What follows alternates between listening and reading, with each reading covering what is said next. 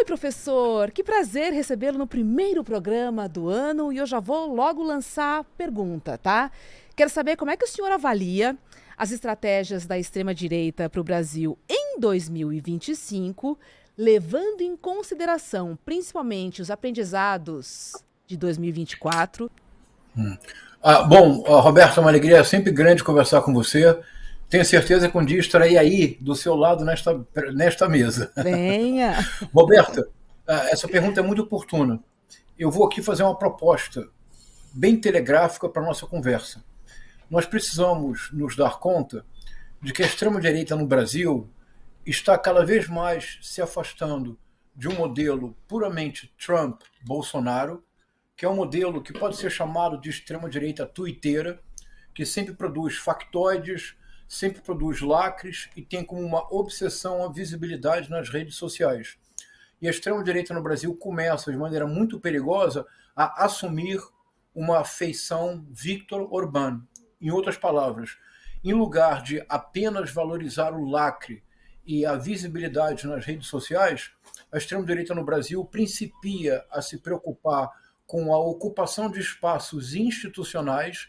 Vimos, em 2023, a disputa pelos conselhos tutelares, assistimos em 2024 a disputa pelas eleições do Conselho Federal de Medicina da Ordem dos Advogados do Brasil e creio que veremos em 2025 uma preparação para o verdadeiro projeto da extrema-direita, que é tornar-se vitoriosa no Senado da República. Pois é, professor. O ano de 2025 certamente promete, né? Já tivemos a sua visão sobre a extrema-direita. Mas, por outro lado, eu queria entender com o senhor como é que a esquerda, né, a oposição, deve se posicionar a essas novas táticas que certamente são atualizadas ano a ano, né? A gente está falando de movimentos que são orgânicos e que se atualizam.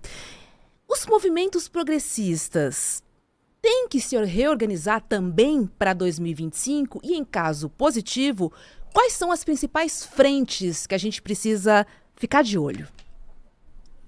Eu acho que há duas frentes principais, Roberto, e sim, é necessário uma reorganização. Até porque, para fazer o gancho com o tema anterior, a partir do dia 20 de janeiro de 2025, a extrema-direita transnacional e a brasileira em particular ganharão um grande reforço com o retorno do Donald Trump à presidência, mas, sobretudo, com a presença do Elon Musk num cargo que será o equivalente de um ministério no Brasil. Se o X já fez com o Brasil o que já fez no ano passado, imagino que não fará a próxima eleição de 2026. Isso me traz a sua segunda pergunta. Me parece que o campo progressista precisa reagrupar-se em torno de duas questões fundamentais. Uma delas é a comunicação.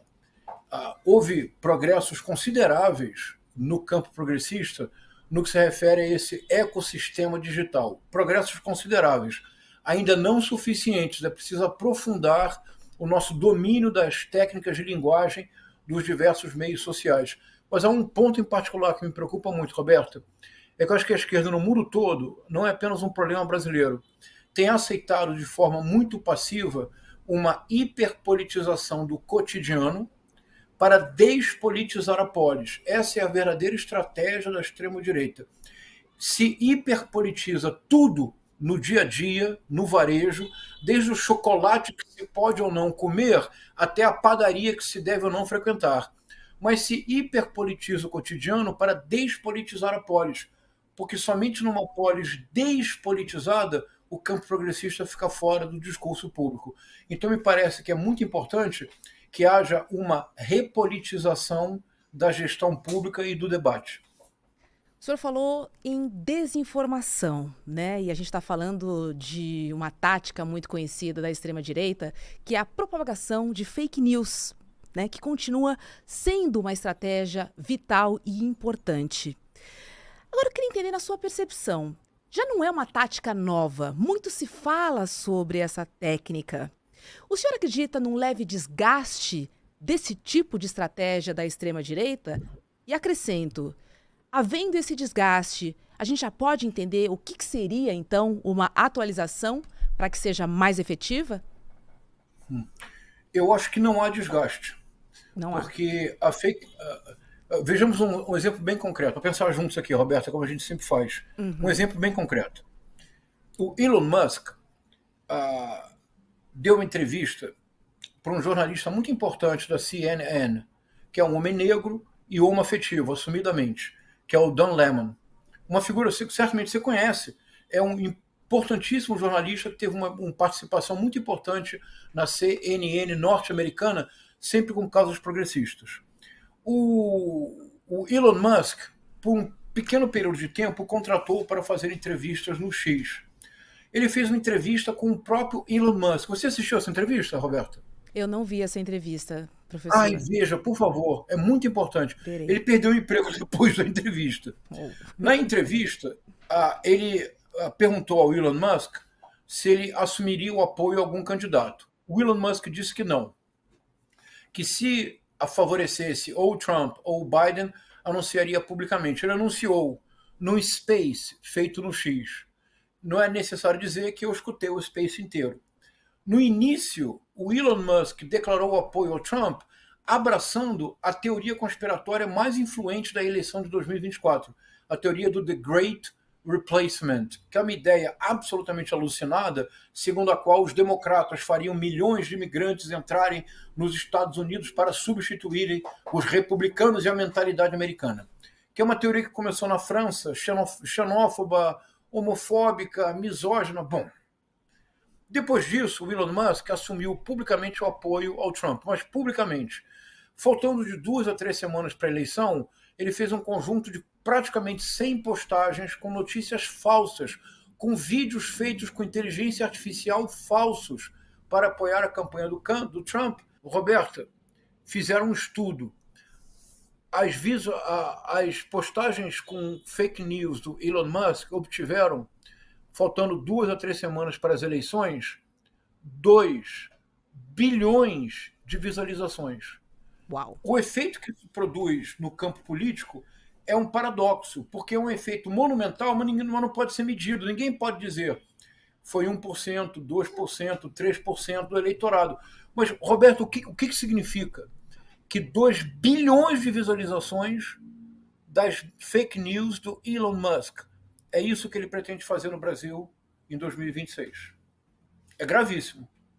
Então, as fake news não são uma tática desatualizada, porque agora você tem inteligência artificial, você tem deepfake, você tem outras formas de transmitir as fake news. E eu acho que nós vamos ter que parar para pensar com muita coragem na regulação das redes sociais. Me parece que é a única forma, a médio prazo, de salvaguardar o que resta de democracia no mundo. O senhor acha que valores falsos, por exemplo, soluções fáceis, e aqui eu posso incluir políticas muito populistas, nada eficazes, esses produtos também vão continuar a aparecer em 2025, correto? Vão sim, bom, Roberto, sem dúvida alguma. Eu acho que há uma questão da extrema-direita, e é que eu acho que nós temos que ter coragem mesmo para pensar e assumir riscos. Então vamos juntos aqui assumir riscos, Roberto. Por exemplo, pensemos no Brasil. Como é possível, nós nos perguntamos, como é possível, e é uma pergunta que é a razão de ser do último livro do Gessé de Souza, companheiro de CL, O Pobre de Direita. Quer dizer, como é possível que no Brasil, no dia 30 de outubro de 2022, o Jair Messias Bolsonaro, que tinha tido uma condução não apenas desastrosa, mas propriamente criminosa na área da saúde pública durante a pandemia, com o total desrespeito a qualquer espécie de alteridade, com nenhum interesse pelo trabalhador, como é possível que ele tenha obtido 58 milhões de votos no dia 30 de outubro e por uma pequena margem não tenha sido reeleito? Vamos pensar aqui, e eu acho que isso se aplica para o mundo inteiro, Roberto.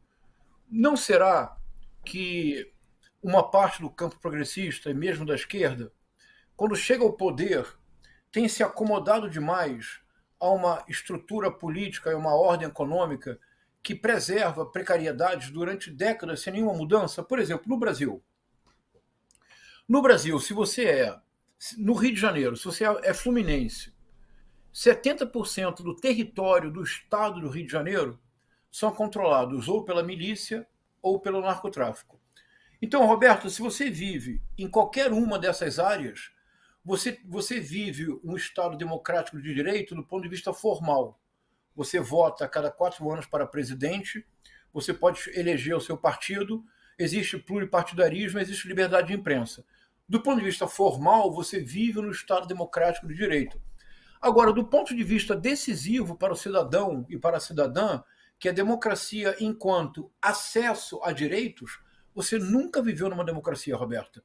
Então, a permanência da precariedade, do emprego que se torna uberizado, da vida que é precarizada em todos os seus níveis, a esquerda chega ao poder e consegue estabelecer uma série de acordos e conciliações com o andar de cima.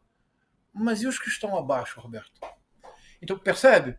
Então, me parece é muito importante que o campo progressista assuma o risco de combater o bom combate e, em algumas circunstâncias, de esclarecer para a população da maneira mais didática possível. Isso é que eu chamo de repolitizar o debate público. Por exemplo, agora, o Congresso aprovou, sem nenhuma restrição, todos os cortes de benefícios sociais.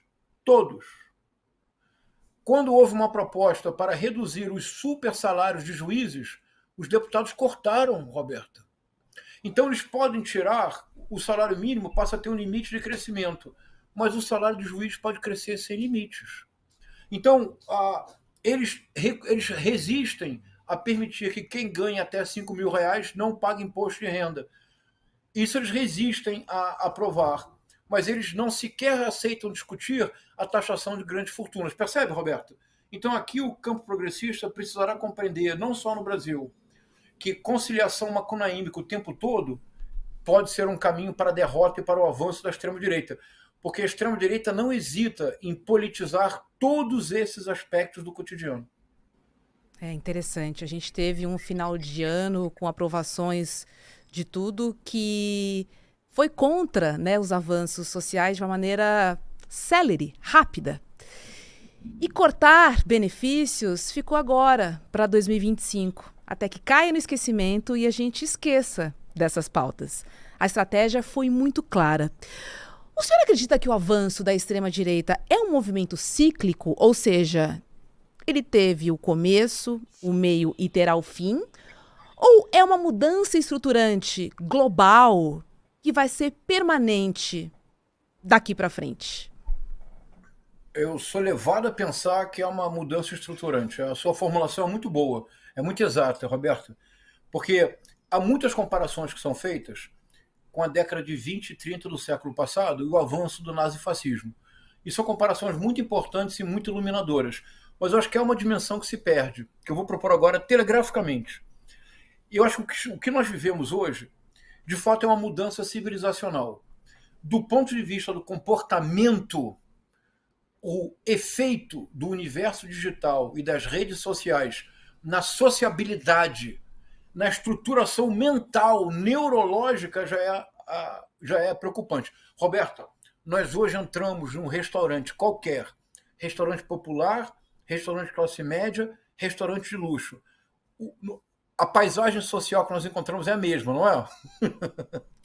Nós encontramos um conjunto de pessoas que as pessoas estão divididas entre comer e ver o celular. Não é mais como no passado, em que a refeição era um momento de partilha, de compartilhar, de conversar, de reunir a família, de saber como foi o dia. É uma mudança civilizacional. Do ponto de vista da economia, eu tenho uma hipótese, é a seguinte. Hoje o capitalismo enfrenta a sua crise mais grave. Mas é preciso dizê-lo com cuidado, senão você vai achar que eu sou um youtuber stalinista que acredita que o comunismo volta amanhã. Não, não, não, não. O que eu estou dizendo é que a crise do capitalismo é a crise da própria utopia que deu origem ao capitalismo. Qual é a utopia que dá origem ao capitalismo? É a ideia de que é possível uma acumulação infinita da riqueza. O pai será mais próspero que o filho será mais próspero que o pai, que foi mais próspero que o avô, que teve uma prosperidade que o bisavô sequer imaginou que era possível. É o American Dream, o American Way of Life. Mas, Roberta, para dizê-lo brevemente, essa ideia que move todo o capitalismo. Move, por exemplo, essa geração de jovens empreendedores. Roberto, o que dizer agora dos coaches de 14, 15 anos que estão se tornando uma febre, que dizem que não querem estudar Aristóteles porque Aristóteles não ajuda a comprar Ferrari? Que isso, Roberta? Pois bem, essa ideia do capitalismo tinha uma noção implícita que agora revelou-se impossível.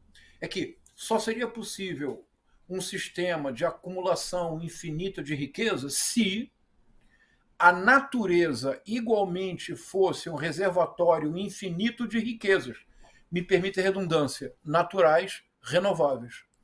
A crise verdadeira do capitalismo é a crise climática. É o fato concreto de que esse modelo de exploração do planeta, de exploração dos outros, de exploração da vida, nos está levando a um colapso, a um esgotamento completo. Não é casual que a extrema-direita tenha se tornado visível mundialmente na passagem da década de 80 para a década de 90 do século XX, precisamente a partir da matriz de todos os negacionismos, o negacionismo climático. Portanto, a essa mudança profunda corresponde o avanço da extrema-direita transnacional. É muito mais radical do que o nazifascismo dos anos 20 ou 30. Nós precisamos ter a coragem de enfrentar e de dizer com todas as palavras: o capitalismo ou radicalmente altera a sua estrutura, ou em 100 anos não haverá mais planeta. Interessante o senhor falar sobre esse avanço transnacional, né? E essa união que existe da extrema-direita global. Eu vou citar alguns líderes e alguns países para a gente tentar traçar alguns prognósticos para 2025. Vou começar com a Turquia, professor. O que esperar da Turquia de Erdogan? Dois exemplos, o Erdogan e o Orbán, o Viktor Orbán da Hungria, se você me permite juntá-los, eles são o modelo que a extrema-direita tende a seguir a partir de agora. Tanto Trump quanto se voltarem ao poder no Brasil. Porque o Erdogan e o Viktor Orbán estão menos preocupados com a visibilidade das redes sociais, embora também se preocupem, mas eles estão sobretudo preocupados com uma engenharia institucional de transformação por dentro da democracia numa autocracia que permita a sua preservação. Por isso, o Erdogan, se não enfrentar nenhum problema sério de caráter externo na Turquia, preservará o seu poder provavelmente intacto. Vamos para a França, então, porque sabemos que o desempenho surpreendente de Marine Le Pen na França levou o presidente Emmanuel Macron a dissolver, né, o parlamento. E aí eu pergunto para o senhor, o que esperar da França, de Marine Le Pen e de Emmanuel Macron em 2025? O Emmanuel Macron está produzindo uma crise que pode levar de maneira surpreendente a Marine Le Pen ao poder. Até agora, todas as ocasiões em que ela esteve próxima, como aconteceu no ano, como aconteceu agora, a esquerda conseguiu, de maneira surpreendente na França, unir-se e a esquerda venceu as eleições, Roberta. Foi o Emmanuel Macron que se recusou a nomear um primeiro-ministro da esquerda. E isso tem levado a França a uma situação propriamente imprevisível. Eu espero que o Emmanuel Macron não dobre essa aposta insensata, porque o resultado desfavorável dessa aposta pode ser o triunfo da Marine Le Pen. Vamos para a Índia falar de Narendra Modi. O que esperar? O Modi estaria muito próximo ao modelo do Erdogan e do Viktor Orbán. Ele tem, porque o que eles conseguiram fazer na Turquia, na Índia e na Hungria é justamente o que não se fez nos outros locais, por enquanto, onde a extrema-direita chegou ao poder.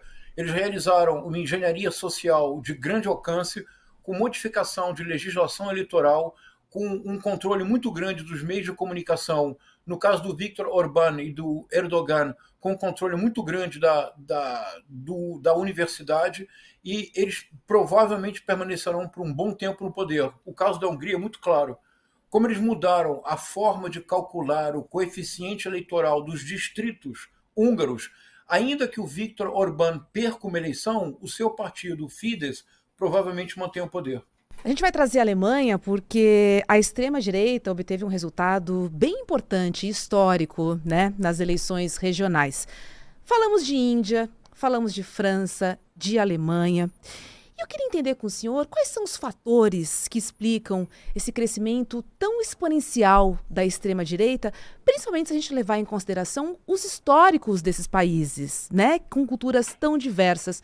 O que unifica? Qual é esse discurso que funciona para a França, funciona para a Índia, funciona para a Alemanha? A extrema-direita identifica, é preciso dizê-lo, a extrema-direita identifica corretamente o problema. O problema hoje no mundo é o trabalho, é a uberização das condições de trabalho, que implica a precarização das condições de vida.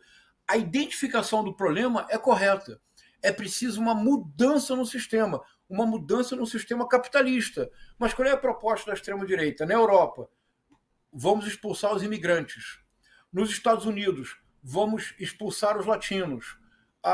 No Brasil, a extrema-direita identifica corretamente um problema que eu, que você, que todos nós sentimos na pele no Brasil, que é o problema da segurança pública.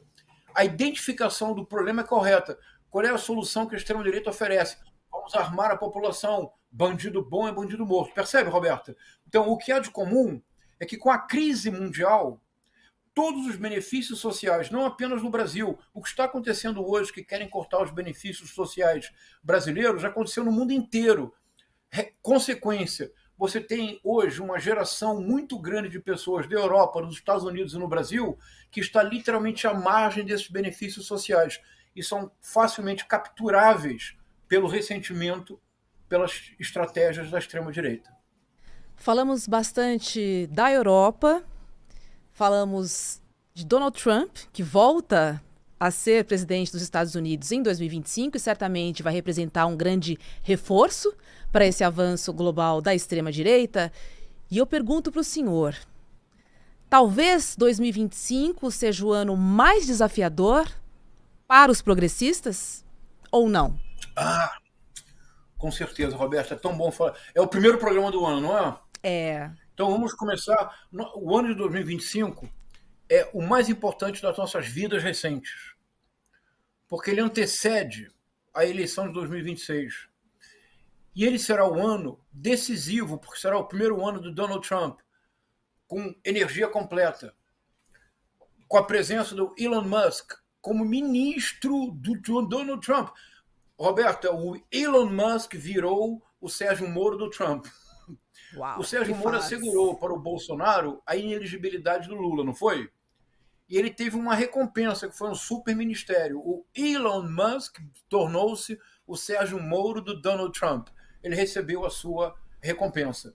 Então 2025 será um ano muito desafiador. Agora, algo muito importante, que eu tenho confiança que acontecerá: a prisão de Jair Messias Bolsonaro. Era essa a minha próxima pergunta, inclusive. Para a gente eu fechar. Espero. É essa. Não, então. pode dar sequência, professor. Era essa. Pode dar sequência, porque era essa que a gente faria a saideira do Em Detalhes de hoje. Veja, o Brasil foi, ao mesmo tempo, um laboratório da extrema-direita. Não houve, por enquanto, Roberta, no século XXI, nada que se compare ao que ocorreu no Brasil durante os anos de Jair Messias Bolsonaro na presidência. Não há nada no mundo no século XXI que se compare ao que ocorreu entre o 30 de outubro de 2022 e o 8 de janeiro de 2023.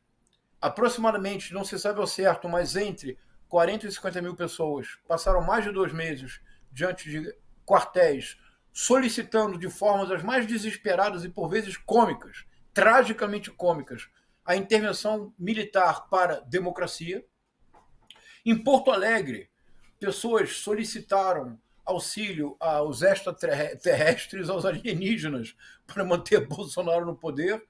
Em várias rodovias do Brasil, as pessoas se reuniram diante de pneus murchos. Além de tudo, os pneus eram murchos, Roberto. Diante de pneus murchos para rezar, de modo que houvesse uma intervenção divina e mudasse o resultado das urnas.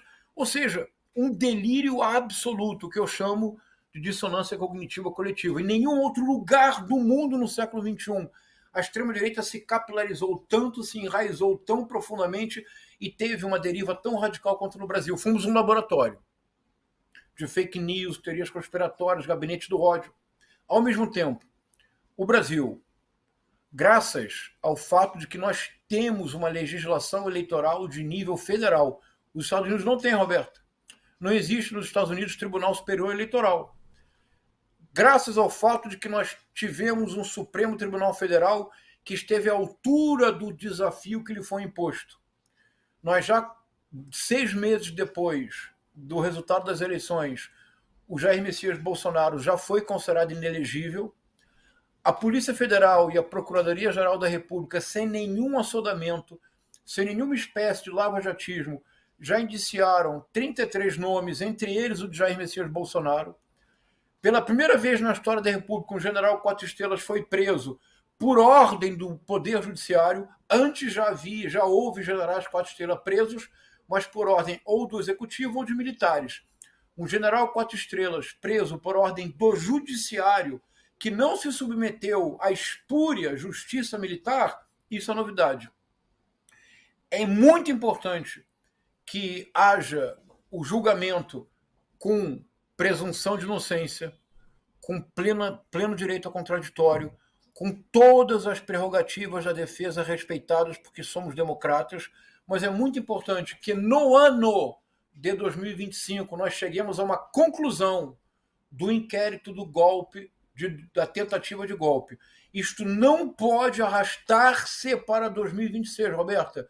Caso contrário, nós teremos eleições absolutamente marcadas por um clima de tensão crescente e de anormalidade. Por isso, me parece, pelas indicações, que em 2025 nós assistiremos, não digo a prisão do Jair Messias Bolsonaro, a prisão de ninguém nos alegra, em nenhuma circunstância, mas que nós assistiremos a um momento muito importante da democracia brasileira, em que militares golpistas serão julgados pelo judiciário e não pela justiça militar, que obviamente os absolveria, e, sobretudo, que o líder da tentativa de golpe, Jair Messias Bolsonaro, seja levado a juízo e, se condenado, vá para a prisão em 2025, de modo que em 2026 o clima político seja respirável. Professor João César de Castro Rocha, 2025 promete. Teremos fortes emoções e é muito bom ter o senhor conosco aqui no ICL para poder fazer essas análises paulatinamente, ao mesmo tempo em que as informações vão chegando e os processos avancem. Obrigada, teremos um ano desafiador, porém extremamente necessário. Esse ano de 2025 é o que vai direcionar, é o que vai apontar. 2026, 27, 28, então estamos de olho, professor. Obrigada por sua participação aqui no Em Detalhes.